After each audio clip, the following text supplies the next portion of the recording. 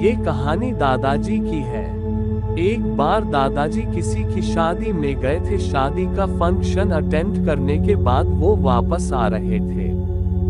रात हो चुकी थी। उस जमाने में एक गांव से दूसरे गांव पैदल ही जाते थे, तो दादाजी निकल पड़े घर की ओर। करीब 2-3 घंटे चलने के बाद वो बहुत थक गए थे और विश्राम की जगह ढूंढने लगे। काफी देर तक चलने के बाद रास्ते में एक गांव पड़ा। वह गांव बिल्कुल सुनसान लग रहा था। वहां कोई भी नजर नहीं आ रहा था। चारों तरफ एकदम अंधेरा छाया हुआ था। हाँ, इक्का दुक्का श्वान के रोने की आवाज जरूर सुनाई दे रही थी। अब कहाँ विश्राम किया जाए, यही सोचकर दादाजी परेशान हो रहे थे कि तभी दूर एक जगह हल्की रोशनी दिखाई दी, जिसे देखकर दादाजी का चेहरा खिल उठा और वो उसी दिशा में चल दिए। जल्द ही वो वहां पहुंच गए। वहां एक छोटा सा कच्चा मकान था। दादाजी ने उस घर के सामने जाकर आवाज लगाई, कोई घर पर है क्या? पहली बार में कोई जवाब नहीं आया, तो उन्होंने दोबारा से आवाज लगाई। इस बार घर के अंदर से एक औरत बाहर आई। उसने घूंघट ओढ़ा हुआ था।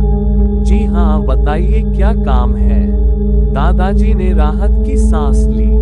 मुझे रात भर विश्राम के लिए जगह मिल सकती है क्या? मैं बहुत दूर से आया हूँ और काफी थक गया हूँ। रात भी काफी हो गई है, मुझसे और चला ना जाएगा। अगर रात भर आराम की जगह मिल जाती तो बड़ी मेहरबानी होती। वो औरत कुछ सोचने लगी। फिर उसने कहा, ठीक है, आप रुक सकते हैं। उद्धरण चिन्ह। उस औरत ने हामी भर दी थी। पर दादाजी ने पूछा, क्या आपके यहाँ और कोई नहीं रहता है?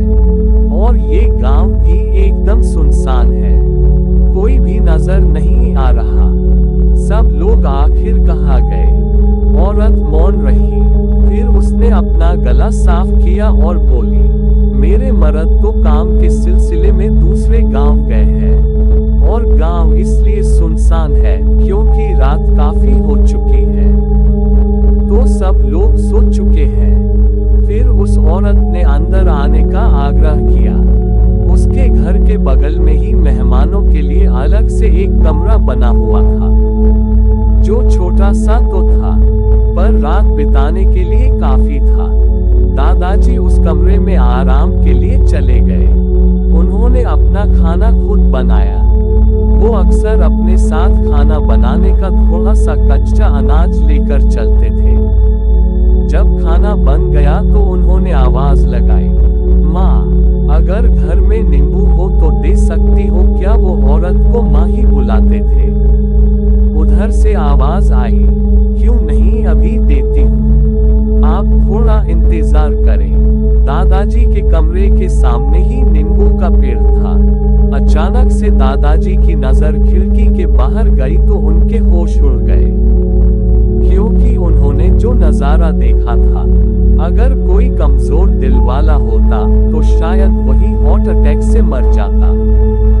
उस औरत ने अपने कमरे से ही हाथ बढ़ाना शुरू किया।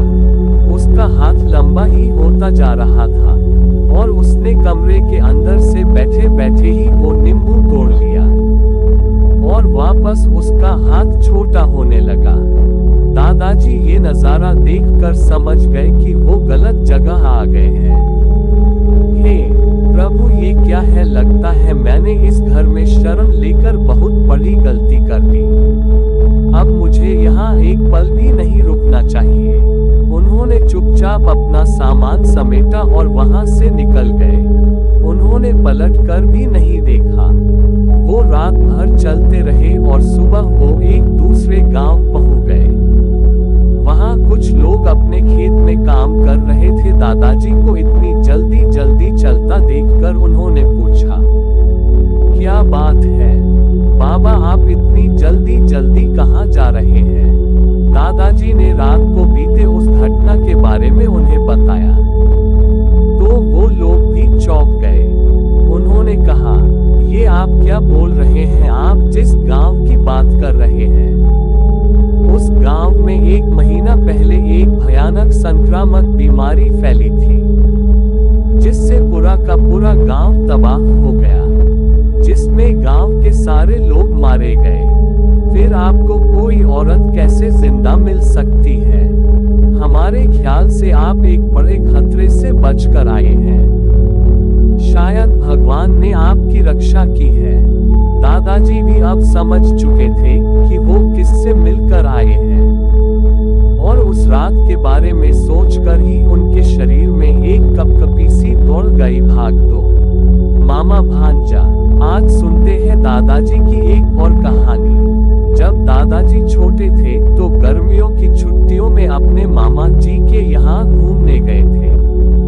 मामा जी का गांव बहुत ज्यादा दूर नहीं था, तो पैदल ही आना जाना होता था। मामा जी के यहाँ पहुँचने पर मामी जी ने दादाजी के मनपसंद पकवान बनाए। उनको सबसे ज्यादा पसंद था खीर, तो खीर और पूरी का भोग लगा। मामा घर की तो बात ही अलग होती है।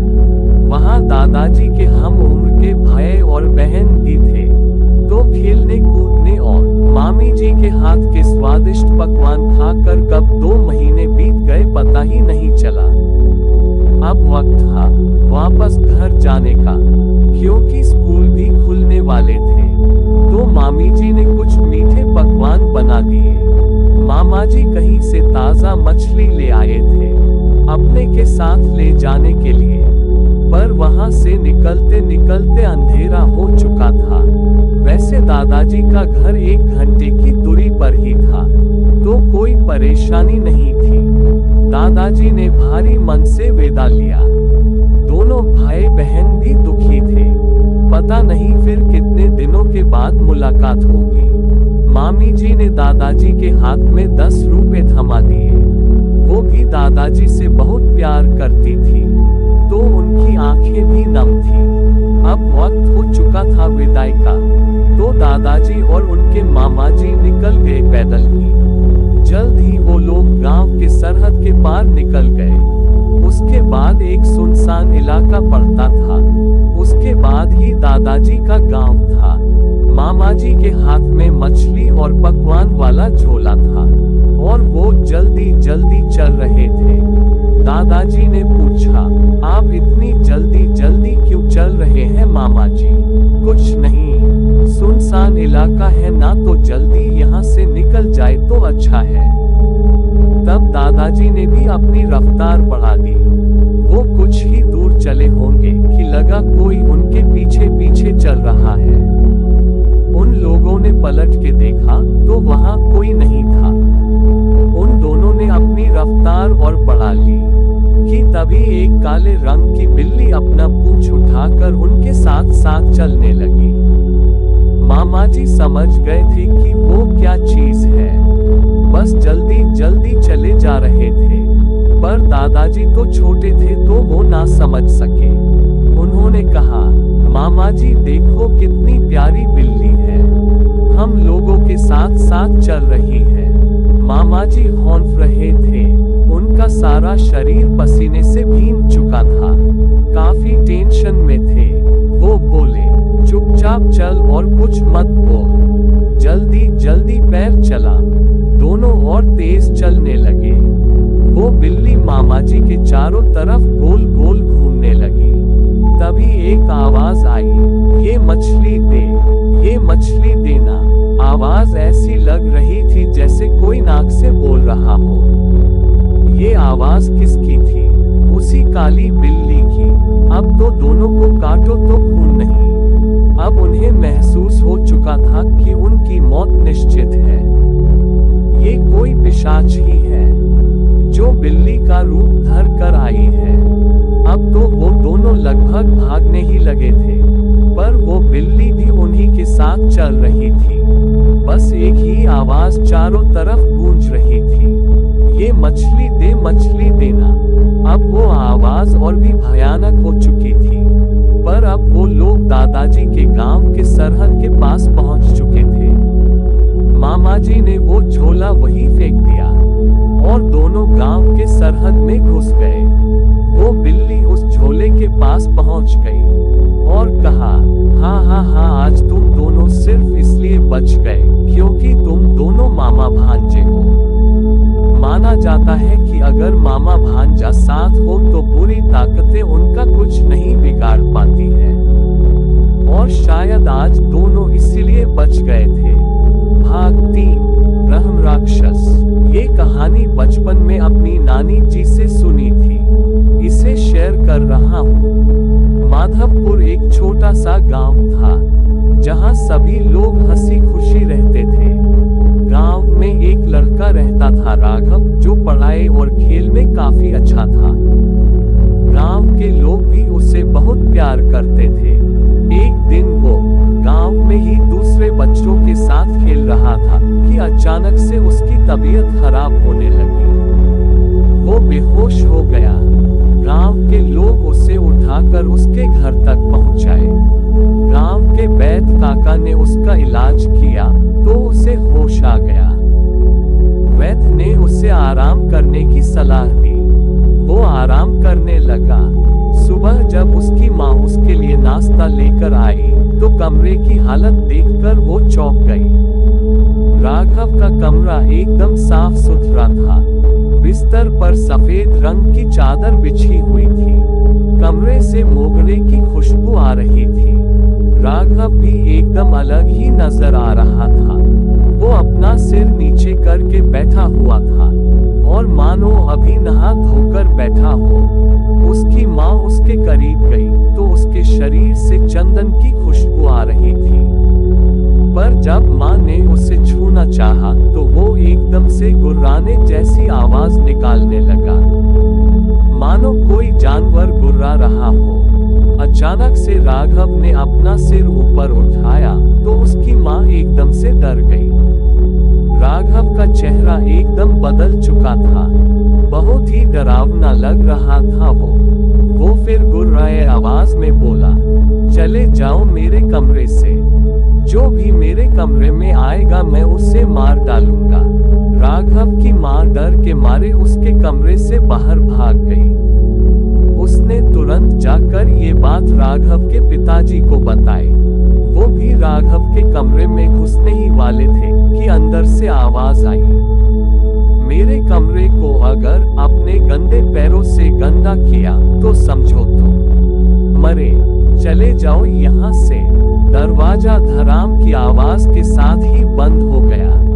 राघव के पिताजी उसका ये भयानक रूप देखकर ही समझ गए कि कुछ भयंकर चीज उसके अंदर है।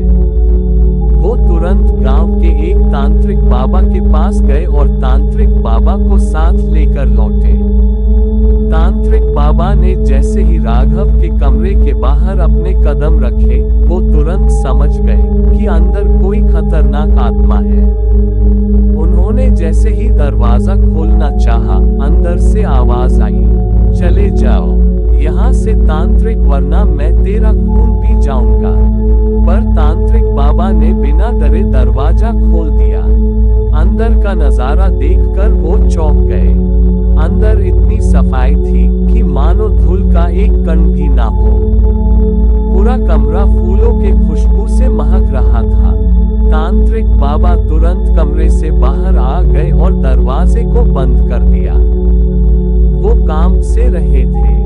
उन्होंने कहा, इस बच्चे पर ब्रह्म राक्षस ने कब्जा किया है। ये बहुत खतरनाक होते हैं। अगर जल्दी से इसे बच्चे के शरीर से अलग नहीं किया गया तो ये बच्चे की जान भी ले सकता है। आप लोग गलती से भी इस कमरे के अंदर मत जाना, वरना आपकी जान को भी खतरा हो सकता है। इसे मैं नहीं भगा पाऊंगा। मुझे अपने गुरुजी को बुलाना पड़ेगा, वो ही शायद इसे बच्चे के शरीर से निकाल पाए। उद्धरण चिन्ह। सभी लोग एकदम से सहम से गए थे। राघव की माँ ने पूछा, ये ब्रह्म राक्षस क्या होता है? बाबा ने कहा, मैंने सुना है कि जब किसी बच्चे का उपनयन संस्कार होता है तो उसमें एक प्रक्रिया होती है जिसमें जिस बच्चे का जनेऊ संस्कार होता है उस बच्चे को तालाब में अपनी लाठी को एक ही सांस में गाड़कर वापस ऊपर आना होता है। पर अगर वो तालाब में डूब जाता है तो वो मरकर ब्रह्मराक्षस बन जाता है और पागलों की तरह इधर उधर भटकता है। अगर कोई गलती से इसके संपर्क में आ जाए तो फिर ब्रह्मराक्षस उसके शरीर में कब्जा जमा लेता है। इसको सफाई बहुत पसंद है। ये जहाँ होता है वहाँ चारों तरफ फूलों की खुशबू और चंदन की महक आती है। पर ये धीरे धीरे उसके शरीर को खा रहा होता है और अंत में उस इंसान की मौत हो जाती है। नहीं बाबा, मेरे बच्चे को बचा लीजिए। राघव की माँ चिल्लाए, आप लोग चिंता मत कीजिए, आपके बच्चे को कुछ नहीं होगा। मैं अभी गुरुजी को लेकर आता हूँ। जल्द ही गुरुजी आ पहुँचे। उन्होंने एक यज्ञ का आयोजन किया। राघव को किसी तरह यज्ञ के सामने बैठाया गया। गुरुजी, बोल दुष्ट, तूने इस बच्चे के शरीर पर कब्जा क्यों किया है? ब्रह्मराक्षस गुर्राते हुए, मुझे छोड़ दे मूर्ख, वरना तुझे भी मार डालूंगा। गुरुजी ने यज्ञ की अग्नि में कुछ डाला तो वो आत्मा तड़प उठी। गुरुजी, बता जल्दी, वरना अगली बार तू जल जाएगा। ब्रह्मराक्षस, इस बच्चे ने मेरे निवास स्थान पर पेशाब करके उसे अपवित्र कर दिया है, इसलिए मैंने इसके ऊपर कब्जा कर लिया। उद्धरण चिन्ह। गुरुजी, कहाँ है तेरा निवास स्थान? मैं उसे पवित्र करूंगा, बता। ब्रह्मराक्षस, गांव के सबसे पुराने पीपल के पेड़ पर मेरा निवास स्थान है। गुरुजी, ठीक है, मैं उसे पवित्र कर दूंगा और अगली बार से कोई भी तेरे निवास के पास भी नहीं फटकेगा। बस अब तू इस बच्चे के शरीर को छोड़ दे। ब्रह्मराक्षस, मुझे एक बकरा भी चाहिए, तभी मैं इसके शरीर को छोड़ूंगा। गुरुजी, ठीक है, पीपल के पेड़ के नीचे तुझे जिंदा बकरा मिल जाएगा। उद्धरण चिन्ह। गुरुजी ने उस पीपल पेड़ का शुद्धिकरण किया और एक जिंदा बकरा नीचे बांध दिया गया। फिर बिना पीछे मुड़े वो लोग वापस आ गए। फिर उस ब्रह्मराक्षस ने राघव के शरीर को छोड़ दिया और बकरे को खींचकर पीपल के पेड़ पर ले गया।